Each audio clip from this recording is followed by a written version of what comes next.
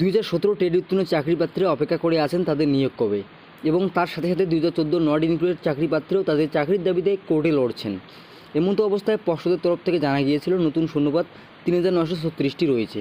যদিও পর্ষদের তরফ থেকে বলা হয়েছিল এখনও প্রতিটি জেলার ডিপিএসসি থেকে আপডেট শূন্যপদ সংগ্রহ করা হয়নি। তবুও পর্ষদের এমন শূন্যপদের কথা শুনে চিন্তিত 2017 টেট উত্তীর্ণ চাকরি প্রার্থীরা। তারা ভাবছেন এত কঠিন প্রশ্নপত্রের পরীক্ষা দিয়ে পাশ করেও কি 9896 জন অর্থাৎ সকলের নিয়োগ অধরা থাকবে। একটা প্রশ্ন থেকেই যায়, তবে আপডেট শূন্যপদ অনেকটাই বেড়ে যাবে যখন ডিপিএসসি থেকে শূন্যপদ সংগ্রহ করা হবে।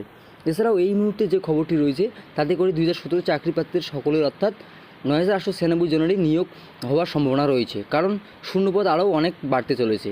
ইতিমধ্যে 2014 থেকে যে 60,000 শূন্যপদের নিয়োগের কথা বলা হয়েছিল তাতে করে প্রথমে 42,000 এবং পরে 16,500 নিয়োগ, কিন্তু আসলে এত নিয়োগ হয়নি। এক্স্যাক্টলি কত নিয়োগ হয়েছে তা তদন্তে নামলো ইডি আধিকারিকেরা।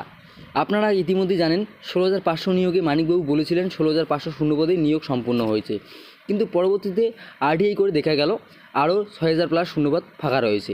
কাজেই এই শূন্যপদটাও পরবর্তী নিয়োগে অ্যাড হচ্ছে। এমনকি গত 42,000 নিয়োগেও এক্স্যাক্টলি কত শূন্যপদে নিয়োগ হয়েছে সেটারও তদন্ত শুরু করছে ইডি। এই ক্ষেত্রেও অনেকটা শূন্যপদ ফাঁকা রয়েছে বলে দাবি করেছেন ইডি আধিকারিকেরা। এদিকে কেন্দ্রীয় তদন্তকারী সংস্থার এক প্রতিনিধি দল প্রেসিডেন্ট জেলে পার্থ চ্যাটার্জির কাছে যায়। প্রায় ঘন্টা দুয়েক তাকে জেরা করা হয়। মূলত প্রাথমিক অবৈধ নিয়োগ নিয়েই তাকে জেরা করা হয়। ইডি সূত্রে এদিনের জেরাতেও এসেছে মানিক ভট্টাচার্যের নাম। প্রাথমিক শিক্ষা পর্ষদের সভাপতি ও শিক্ষামন্ত্রী দুজনেই একসঙ্গে টাকার বিনিময়ে অবৈধভাবে চাকরি পাইয়ে দেওয়ার চক্র চালিয়েছেন। শিক্ষামন্ত্রী ছিলেন তৃণমূলের মহাসচিব, প্রাথমিক শিক্ষা পর্ষদের সভাপতি মানিক ভট্টাচার্যের তৃণমূলের বিধায়ক। একেবারে সংগঠিতভাবেই এই চক্র কাজ করেছে এমনটাই মনে করছে কেন্দ্রীয় তদন্তকারী সংস্থা। প্রতিটি জেলা ও মহকুমা ধরে এজেন্ট ছিল টাকা তোলার। অযোগ্য প্রার্থীদের তালিকা আসতো মানিকবাবুর কাছে। ইডি সূত্রে এমনটাই খবর মিলেছে।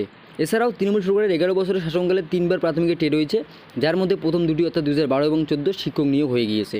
এছাড়াও 2017 এখনও নিয়োগ হয়নি। তবে ইডি সূত্রে খবর 3টি ক্ষেত্রেই টাকার বিনিময় হয়েছে, 3টি ক্ষেত্রেই বিপুল পরিমাণ টাকা তোলা হয়েছে।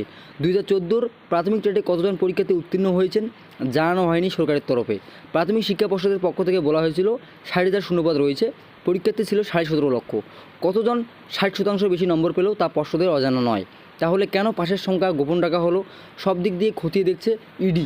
গত একটি ভিডিওতে আমি জানিয়েছিলাম 2017 টেটের নিয়োগ হয়নি ঠিকই, কিন্তু নিয়োগের আগে স্বচ্ছতা বজায় রাখতে তদন্ত করবেন ইডি আধিকারিকেরা, এমনটাই জানিয়েছে তারা।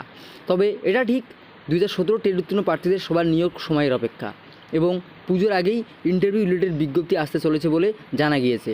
তো এখানে অবশ্যই আপনাদের মতামত কমেন্ট করে জানাবেন। তো বন্ধুরা, ভিডিওটি ইনফরমেটিভ মনে হলে অবশ্যই লাইক করে দেবেন, প্রচুর পরিমাণে শেয়ার করে সবাইকে জানিয়ে দেবেন, এবং এই সমস্ত আপডেট পেতে অবশ্যই আমাদের চ্যানেলটিকে সাবস্ক্রাইব করে জুড়ে থাকবেন। ধন্যবাদ।